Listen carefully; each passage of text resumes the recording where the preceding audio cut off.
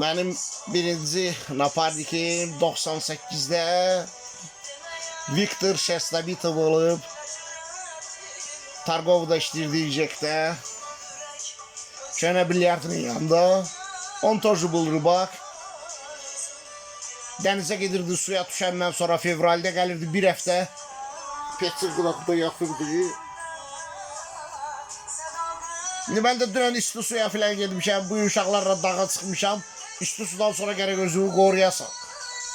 İndi odun peçimi xotlamışam. Mayın son akordları. Tərlədim o soğuk dəyməyə canımdan çıxardıram. Lisə Qasımovanın həzin səsi ilə. Qıvraq, igrisli. У него голос как игристый шампанское, да? Oynaq səsi var Lisənin.